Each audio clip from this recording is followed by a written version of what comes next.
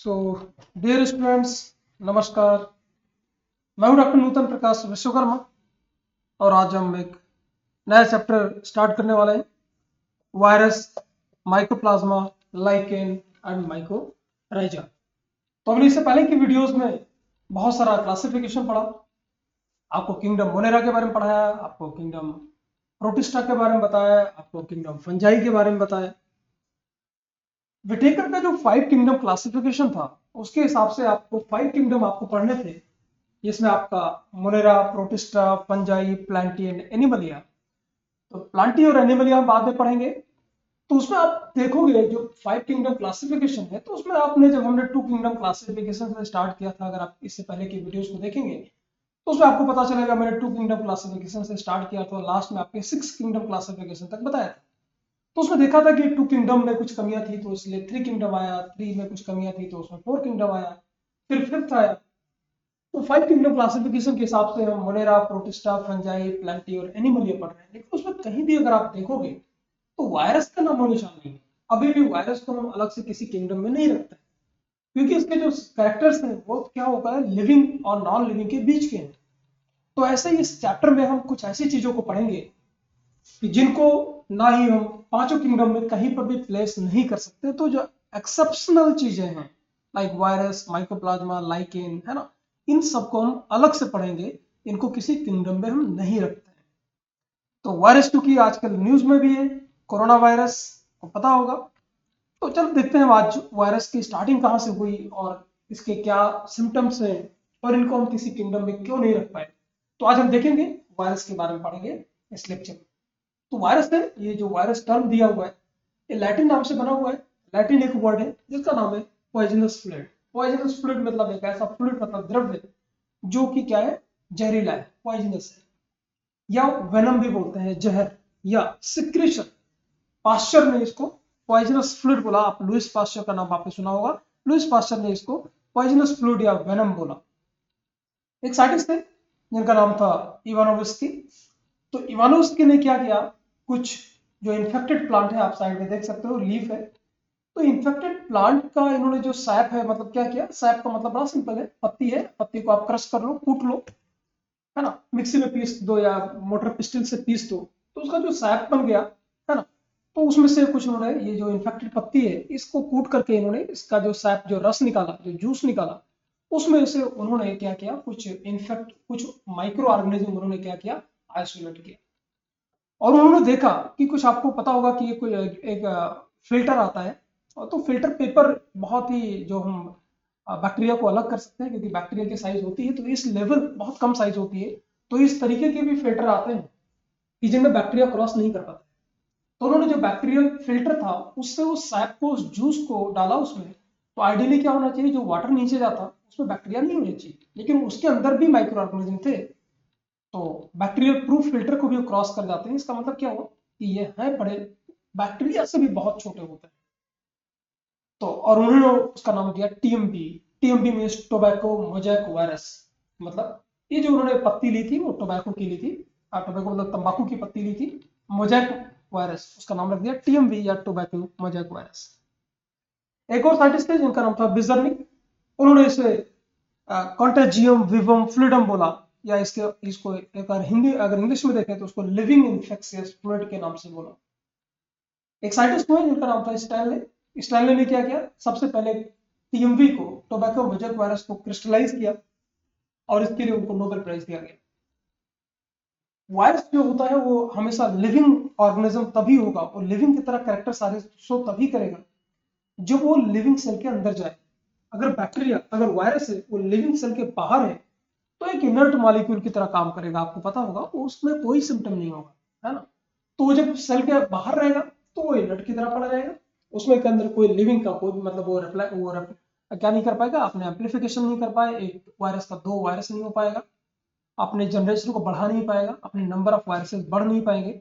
इसका मतलब आउटसाइड का सेल वो कोई लिविंग ऑर्गेनिज्म का सिम्टम शो नहीं करता, तो नॉन लिविंग हो गया।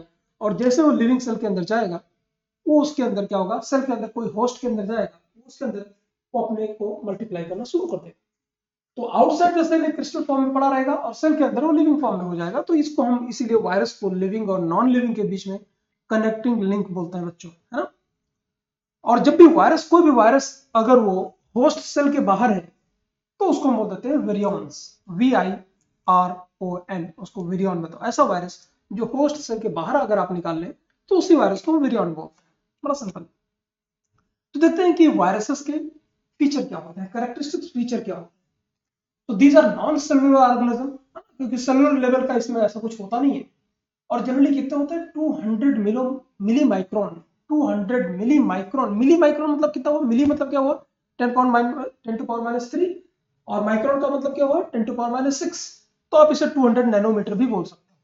तो चाहे हम इसको 200 मिली माइक्रोन बोल दें या 200 नैनोमीटर बोल दें, इतनी साइज इससे भी छोटे होते हैं। They are obligate intracellular parasite, मतलब ऑब्लिगेट मतलब उनको वो पैरासाइट की तरह काम करते हैं।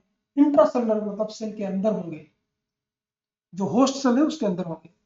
इनके पास जो जीनोम है, जैसे हमारा जो जीनोम है वो डीएनए है, तो हमारा जो जीनोम है वो डीएनए है। लेकिन ये जो वायरस होते हैं, कुछ वायरसेस आप देखेंगे कि उनका जो जीनोम होता है वो आरएनए होता है, और कुछ जो वायरस होते हैं उनका जीनोम डीएनए भी हो सकता है। तो हमारा, हमसे देखिए हमारे अंदर सिर्फ डीएनए एज ए जीनोम है, लेकिन वायरस के अंदर क्या होगा, कुछ वायरसेस के अंदर डीएनए होगा और कुछ वायरस के अंदर क्या होगा, आरएनए एज ए जीनोम होगा। और आप ये भी देख पाओगे कि हमारा जो जीनोम है वो डबल स्टैंडर्ड जीनोम है, डबल स्टैंडर्ड डीएनए है।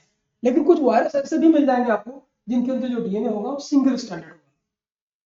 और आरएनए के बारे में आप जानते होंगे वो सिंगल स्टैंडर्ड होता है, लेकिन कुछ वायरस आपको ऐसे भी मिलेंगे जिनका जीनोम आरएनए होगा वो भी डबल स्टैंडर्ड आरएनए होगा। तो डाइवर्सिटी बहुत ज्यादा है जीनोम के केस में, आई मीन वायरस के केस में जीनोम को लेकर।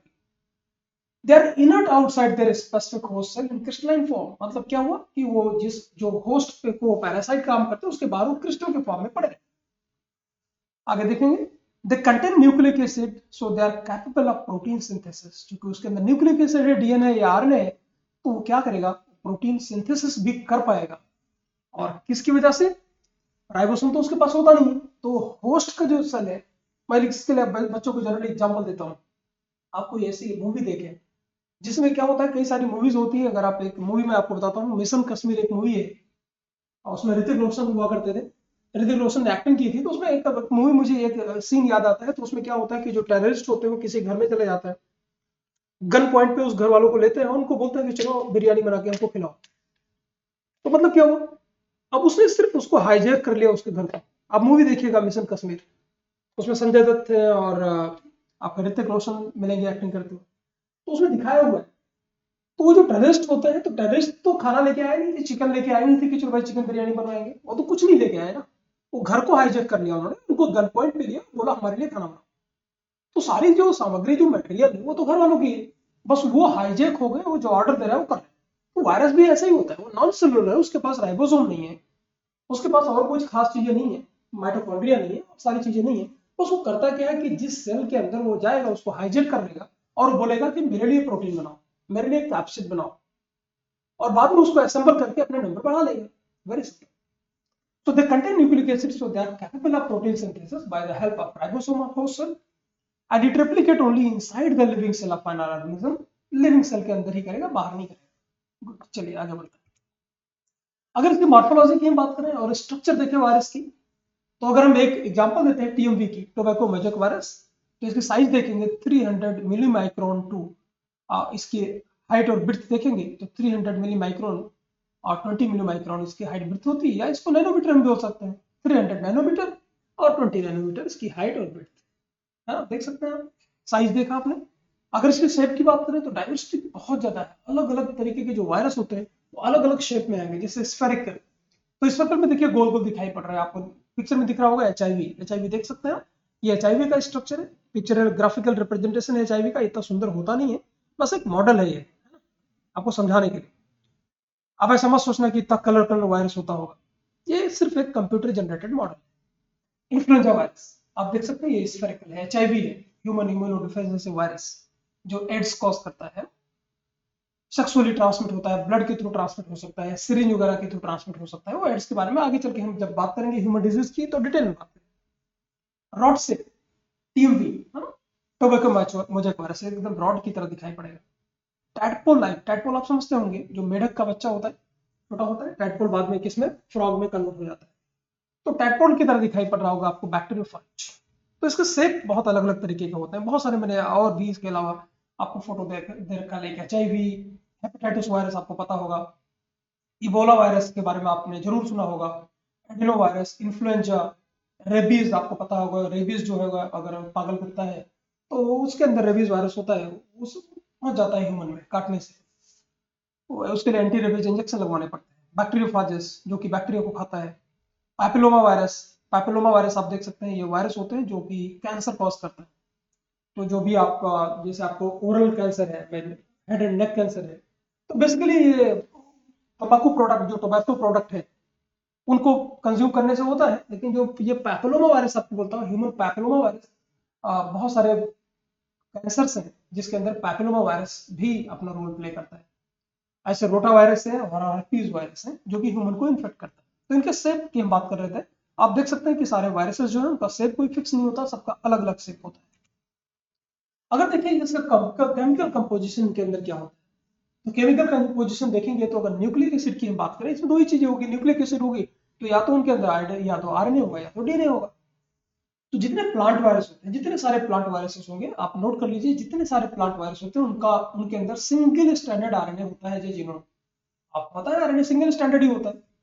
तो उनके अंदर जो जीनोम होगा, जितने सारे प्लांट वायरस है, उन सब के जो वायरस का जो जीनोम होगा वो कैसा होगा, RNA होगा, और वो भी कैसा होगा, सिंगल स्टैंडर्ड होगा। लेकिन इसका एक एक्सेप्शन है, एक अपवाद है, जो है कॉलीफ्लावर मोजैक वायरस। मतलब जो फूल गोभी है उस पे एक वायरस होता है कॉलीफ्लावर मोजैक वायरस, और वो होता है डबल स्टैंडर्ड DNA, है ना। तो एक एक्सेप्शन है जो आप नोट कर सकते हैं। एनिमल वायरसेस जितने हम देखेंगे उनका जो डबल स्टैंडर्ड DNA होगा which is present, but in some animal viruses RNA भी होता है। जैसे आप देख सकते हो HIV, तो HIV का जो है वो RNA होता है एज ए जीनोम, कुछ सिंगल भी हो सकता है, कुछ RNA जो ह्यूमन के हैं वो उसमें क्या हो सकता है, RNA सिंगल स्टैंडर्ड भी हो सकता है, डबल स्टैंडर्ड भी हो सकता है।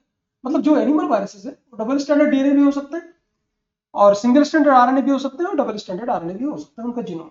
लेकिन अगर हम प्लांट की बात करें तो यूजुअली सिंगल स्टैंडर्ड RNA उनका जीनोम होता है। बढ़िया। तो न्यूक्लिक एसिड आपको पता चल गया कि या तो RNA होगा, या तो कोई ऐसा नहीं होगा जिसमें RNA DNA दोनों हो, ऐसा जीनोम हो, ऐसा नहीं होगा। प्रोटीन कोड देखें, उसके ऊपर कवरिंग, है ना। तो न्यूक्लिक एसिड जो है, चाहे वो RNA हो उसका जीनोम या DNA हो, तो उसके ऊपर एक कवरिंग होती है, उसको हम बोलते हैं कैप्सिड। तो कैप्सिड होगा, कैप्सिड जो होता है, ये आप कवरिंग देख सकते हैं, है ना। कवरिंग मैं आपको यहाँ पे दिखा रहा हूँ, ये कवरिंग है आपकी, ये कवरिंग है। तो जो कवरिंग है उसको हम कैप्सिड बोलते हैं, ऑलराइट। और कैप्सिड की जो छोटे छोटे यूनिट से बना होता है उसको बोलते हैं कैप्सोमियर। तो कैप्सिड प्रोटीन की कोटिंग हो गई, उसमें छोटे छोटे यूनिट से मिलकर बना होता है, इसको बोलते हैं capsomere. Central core and capsid. अब कैप्सिड जो है आपको दिखा रहा हूँ, यहाँ पर आपका जीनोम है ना। तो जीनोम और कैप्सिड को मिला करके हम बोल देते हैं न्यूक्लियो कैप्सिड। तो न्यूक्लिक एसिड प्लस कैप्सिड को हम कंबाइंडली बोल देते हैं न्यूक्लियो कैप्सिड। इसके अलावा कुछ वायरस में आपको ऐसा मिलेगा कि ये न्यूक्लियो कैप्सिड प्रोटीन कोट होगा, और मतलब कैप्सिड होगा और न्यूक्लिक एसिड होगा, इसके अलावा भी कुछ उसके ऊपर एक कवरिंग होगी, उसको हम एनवेलप बोलते हैं। एनवेलप मतलब लिफाफा, है ना, मतलब उसके ऊपर की कवरिंग। तो ऐसे वायरसेस को हम एनवेलप्ड वायरस बोलते हैं। जरूरी नहीं कि सब में हो, जिनमें होगा उनको हम बच्चों बोलेंगे एनवेलप्ड वायरस। ठीक है, जैसे आप एनवेलप आपको दिखाई पड़ रहा है, प्रोटीन वगैरह बना हुआ, ठीक है ना। तो सब में नहीं होता, कुछ में होता है, कुछ में नहीं भी हो सकता है। यहाँ पर एग्जाम्पल देखिए, एक एक देखते हैं। जैसे टोबैको मैजोक वायरस, टोबैको मैजोक वायरस का आप स्ट्रक्चर देखें, रॉड शेप है। It the most thoroughly studied virus and was discovered by the Russian को वर्कर, रशियन एक साइंटिस्ट है, उनका नाम था डी इवानोव्स्की, 1892 में। हेलिकल सिमेट्री मिलेगी आपको। हेलिकल सिमेट्री मतलब होगा जैसे आप स्पाइरल बाइंडिंग करते हो ना, स्पाइरल बाइंडिंग में जो स्प्रिंग होती है कैसे देखो स्पाइरल करती है, ऐसे आप देख सकते हो। ये एकदम ऐसा लग रहा है कि ये आपकी स्प्रिंग की तरह, देखो ये ऐसे ऐसे ऐसे आपका एक बाइंडिंग जैसा दिख रहा है आपको। हैविंग सिंगल स्टैंडर्ड RNA, इनके पास RNA जीनोम कैसा होगा, सिंगल स्टैंडर्ड RNA होगा। और इट्स कैप्सिड, कितने कैप्सोमेर होंगे, 2130 कैप्सोमेर होंगे, जरूरी नहीं याद करना। और इसके अंदर 5% RNA होगा और 95% प्रोटीन होगा। तो टोबैको मैजोक वायरस। दूसरा बैक्टीरियोफाज वायरस देख सकते हैं। तो बैक्टीरियोफाज आपको बहुत बताया था कि बैक्टीरियोफाज क्या करेगा, वो बैक्टीरिया को किल करता है। The virus which infect the bacteria called bacteriophage. Bacteriophage discover हुआ था FW टॉट, और नाम जो दिया था वो फेलिक्स डी हेरल ने दिया था इसका नाम। और बैक्टीरियोफाज जो होते हैं वो जनरली डबल स्टैंडर्ड DNA होते हैं अगर हम देखें। लेकिन एक्सेप्शन देखिए, 5 X174 बैक्टीरियोफाज का नाम है, उसके अंदर सिंगल स्टैंडर्ड डीएनए होता है। तो एक्सेप्शंस आर एवरीवेयर। ऐसे साइनोफाजेस होता है। साइनोफाजेस क्या होता है? ऐसे वायरसेस जो कि ब्लू ग्रीन है। साइनो मतलब क्या हुआ? साइनोफाइसिया प्लेक्स, तो मतलब एल्गी, आपको पता चल जाएगा। तो ऐसे वायरसेस जो एल्गी को इन्फेक्ट करते हैं, उनको हम, ऐसा नहीं है जैसे बैक्टीरियोफाजेस होते हैं ना, वैसे साइनोफाजेस होते हैं। तो जो एल्गी को नुकसान पहुंचाता है उसको हम साइनोफाजेस बोलते हैं। इनके अंदर डबल स्टैंडर्ड डीएनए होता है। ऐसे माइकोफाजेस, ऐसे भी फाजेस है जो वायरसेस को, तो ऐसे वायरसेस जो क्या करते हैं, किसको नुकसान पहुंचाते हैं? फंजाई को पहुंचाते हैं, उनको माइकोफाजेस बोलते हैं। उनके अंदर डबल स्टैंडर्ड आ रहे हैं। अभी तक आपने सिर्फ बैक्टीरियोफाज का नाम सुना होगा, अब मैं आपको इधर साइनोफाजेस भी बता रहा हूँ और माइकोफाजेस भी बता रहा हूँ। साइनोफाजेस की स्पेलिंग देख लीजिएगा, ये CYANOPHAGES है। और ऐसे वायरोइड्स, वायरोइड्स क्या होता है? आपने विरियन देख लिया कि बैक्टीरिया, जब जो वायरस है जो सेल के बाहर है तो उसको हम वायरोइड बोलते हैं। वायरोइड क्या होता है? टीवो डायनियर, एक साइंटिस्ट है टीवो डायनर, इन्होंने कुछ नए इन्फेक्शियस एजेंट ढूंढे जो कि वायरस से भी छोटे होते थे। तो वायरस से भी छोटा होगा उसको बोलेंगे वायरोइड। और इसके पास खास बात यह है, वायरोइड क्यों बोलते हैं इसको? छोटा है तो कोई बात नहीं, लेकिन फिर भी इसको वायरोइड क्यों बोला, वायरस क्यों नहीं बोला? इसलिए बोला क्योंकि इसके पास सिंगल स्टैंडर्ड आरएनए तो होगा, तो खास बात, कोई खास बात नहीं, क्योंकि वो वायरस के पास भी होता है। लेकिन इसके पास प्रोटीन कोड जो कैप्सिड है वो नहीं है, ये सिर्फ आरएनए होता है, इसीलिए इसे वायरोइड बोलते हैं। इसकी साइज बड़ी छोटी है और इसके ऊपर कैपिंग, इसके ऊपर जो कवरिंग है कैप्सिड की, वो नहीं होती। और ऐसा जो डिजीज एक वायरोइड जो ढूंढा गया है जो सिर्फ आरएनए होता है, फ्री इन्फेक्शन आरएनए, वो पोटैटो स्पिंडल ट्यूबर डिजीज। जो पोटैटो होता है, आई मीन जो आलू का पौधा होता है, उसमें जो ट्यूबर होता है, ट्यूबर मतलब आलू जो आप खाते हो, उसमें डिजीज कॉज कर देता है, तो इसे बोलते हैं वायरोइड्स। तो तीन चीजें आपको क्लियर हो गई होगी। पहला हमने क्या देखा? वायरस। और दूसरा क्या देखा? विरियन, जो कि फ्री होगा, हॉस्टल के बाहर होगा। और तीसरा हमने देखा वेरोइड, जिसमें क्या होगा? सिंगल स्टैंडर्ड आरएनए होगा, प्लस उसके ऊपर कैप्सिड नहीं होगा, उसको बोलेंगे वायरोइड्स। तो ऐसे अगर हम वायरसेस को बात करें तो तीन पार्ट में बांट सकते हैं। कुछ प्लांट वायरस है, कुछ जो प्लांट वायरस है उनको फाइटोफैजनी में रखते हैं। जो वायरसेस है एनिमल को इन्फेक्ट करते हैं उनको जूफैजनी में रख सकते हैं, और फाजेस को फैजनी में रखते हैं ग्रुप में। तो जैसे टीएमबी, प्लांट वायरसेस की एग्जांपल देखिए, TMB tobacco mosaic virus, PMB potato mosaic virus, banana bunchy top virus, tomato leaf curl virus. इनके अगर आप फोटो देखना चाहें तो टीएमबी देखिएगा, ये लीफ की पत्ती, आई मीन ये टोबैको की पत्ती है, देखिए इससे मोजेक हो गया है ना। और ऐसे अगर आप ये ये आपका पोटैटो का है, पोटैटो मोजेक वायरस, देखो उसकी पत्तियां कैसे कुंडला गई हैं। और ऐसे अगर आप जो बनाना का है तो बनाना की जो ऊपर की पत्तियां होती है वो सूख जाती हैं। ऐसे अगर आप करली टॉप वायरस देखेंगे, किसका? Tomato leaf curly virus. तो टोमेटो यहाँ पर बीट का दिया हुआ है, लेकिन ऐसे टोमेटो का भी लीफ कर्ल वायरस होता है। अगर इसके अलावा आप देखेंगे polio virus, small pox virus, influenza virus, rhino virus and bacteriophages. तो आप देख सकते हो ये एनिमल वायरसेस है। इसके पहले भी पिक्चर आपको दिखाई थी, ये फाजे है जो टाइपॉन लाइक स्ट्रक्चर होता है। कुछ एग्जांपल अगर हम देखें, example of some viruses are given below, जैसे double standard DNA virus, hepatitis B virus, single standard DNA virus है tomato, pseudo curly top virus, double standard RNA virus है wound tumour virus, माइकोफाजेस, rota virus. ऐसे single standard RNA virus की अगर हम बात करें तो tobacco mosaic virus, HIV, polio virus and corona virus, है ना। तो ये कुछ एग्जांपल रहे। इसके बाद में भी हम और बात करेंगे, वायरस वगैरह की डिटेल में बात करेंगे नेक्स्ट वीडियो में। तो जल्दी मिलते हैं। अगर आपको वीडियो समझ में आ रहे हो, पसंद आ रहे हो, तो आप वीडियो को लाइक करें। और अगर आप नए हैं, अगर आप नीट एस्पिरेंट हैं या आप 11th-12th बायोलॉजी में पढ़ रहे हैं, तो आप चैनल को सब्सक्राइब जरूर करें, ताकि जब भी नए वीडियो में डालूं आपको इमीडिएटली मिल जाए और हम मेरे साथ पढ़ाई कर सकें।